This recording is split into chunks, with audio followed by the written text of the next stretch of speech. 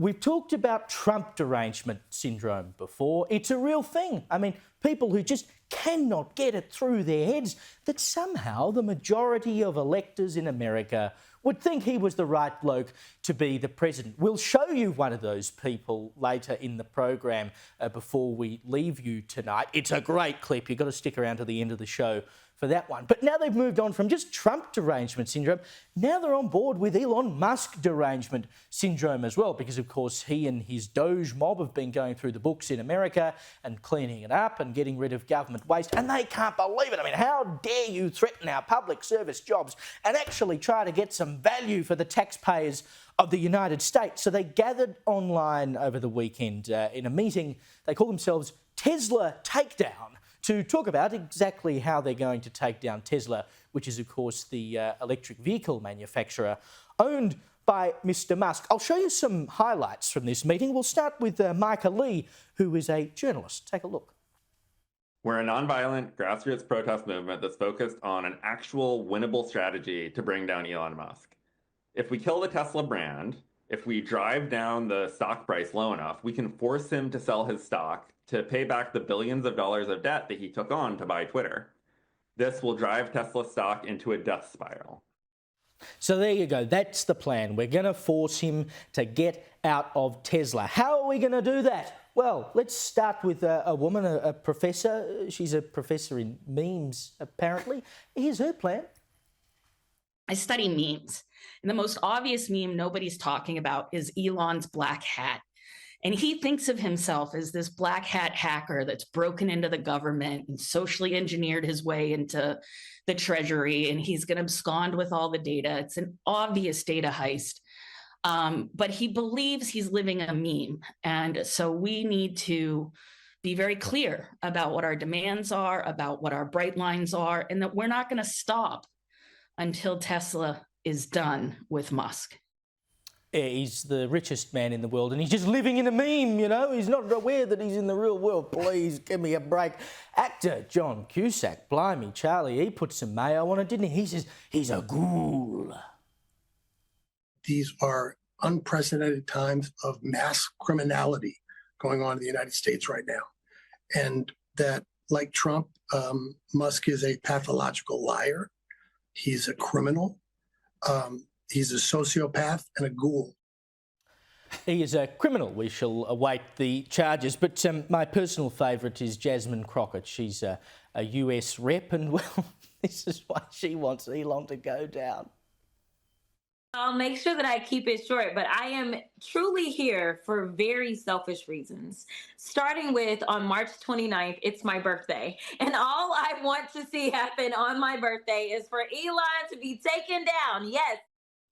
That's what we want in our elected representatives, isn't it? They have lost the plot because they can't get over how effective that Musk has actually been with his DOGE. Like, it's just blowing their brains that someone's actually gone through the books going, hang on a minute, there's a bit of waste here we can do something about.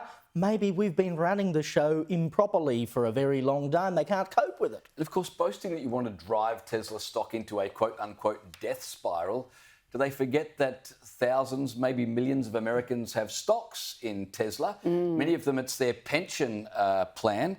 And on top of that, I think there's about 120,000 people employed by Tesla. So they're not just talking about hurting one person because they disagree with him politically. They're talking about hurting thousands, hundreds of thousands of their own countrymen because of their own political bias. And it's incredibly popular. There was like 2,800 people on this call at any given time during it.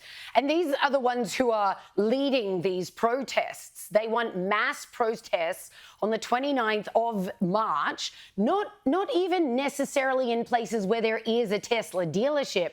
Those are being targeted. They're very calculated. But they're like, heck, if you just want to protest Tesla in the street as well, go for it. These guys know that 60% of Elon Musk's wealth is tied up in Tesla. And if they can make a big enough dent by people not wanting to buy them anymore, lest they be graffitied, lest their car be Molotov cocktailed, as has happened to Tesla dealerships across the US at this point, then they're going to be successful. People are too scared to buy them now, and the stocks were already falling. And even the current owners are saying, well, I can't even on-sell it because nobody wants it. They've taken to using stickers that say, I bought this Tesla before Elon Musk threw his weight behind Donald Trump. Please don't target mine.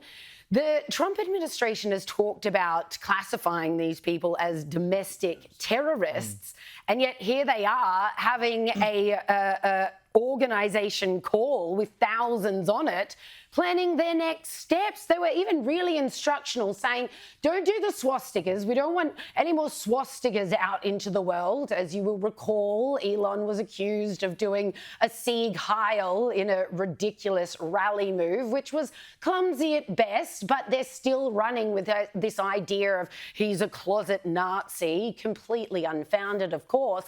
So they're saying, when you graffiti these cars, please no swastikas. They even suggested to just graffiti them with a man's private part. That's fine. Or some expletives. That's fine too, but no swastikas. They literally got down into the nitty-gritty of how to deface people's private property. But it essentially is a form of domestic terrorism. Yeah, because the idea is to discourage people from buying a certain product because they're going to make a target of themselves if they do that. They're trying to terrorise them. Like, it is actually a form of terrorism. And I'm trying to think of an example of this if it were to happen in Australia. I mean, it's almost impossible to think that anyone would do anything like this in Australia because we just don't do those sorts of things here. But if you are saying to someone, if you buy this product, which is a legal and normal product, that until 5 minutes ago was like a symbol of how great you were because you were driving around in a Tesla electric car, so I'm doing something to help the planet, and all of a sudden you're supposedly evil for doing it. I mean, look, do they understand that they're trying to bring down an electric vehicle manufacturer here? Well, you say it wouldn't happen in Australia. The only Tesla dealership in Tasmania has been vandalised with this kind of graffiti that is being encouraged in the United States.